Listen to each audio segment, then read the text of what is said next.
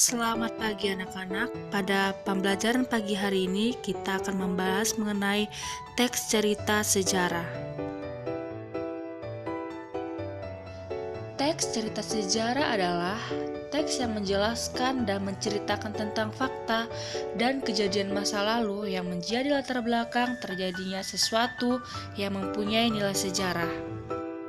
Nah, adapun beberapa ciri-ciri dari sebuah teks cerita sejarah diantaranya sebagai berikut.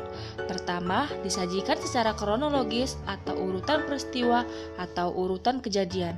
Kedua, bentuk teks tersebut yaitu teks sejarah atau recount. Yang ketiga, struktur teksnya orientasi, urutan peristiwa, dan reorientasi. Yang keempat, umumnya sering memakai konjungsi temporal. Yang terakhir, berisikan sebuah fakta yang terjadi. Berikutnya, struktur teks cerita sejarah adalah sebagai berikut. Pertama, orientasi. Pada bagian ini berisi tentang pengenalan atau pembukaan dari teks cerita sejarah. Biasanya berisi mengenai penjelasan singkat dari suatu peristiwa yang diceritakan. Kedua, insiden atau urutan kejadian. Pada bagian ini berisi mengenai rekaman peristiwa sejarah yang terjadi disampaikan menurut urutan kejadian atau waktu dari awal kejadian hingga sampai pada akhir kejadian tersebut. Dan yang terakhir adalah reorientasi, merupakan bagian akhir dari teks tersebut.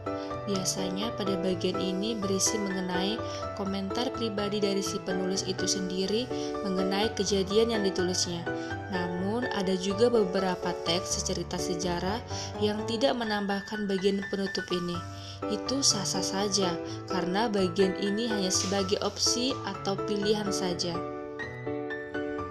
Berikut merupakan contoh dari teks cerita sejarah.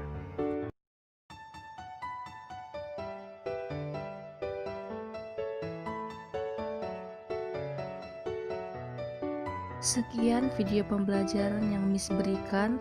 Sampai bertemu di pertemuan selanjutnya. Terima kasih.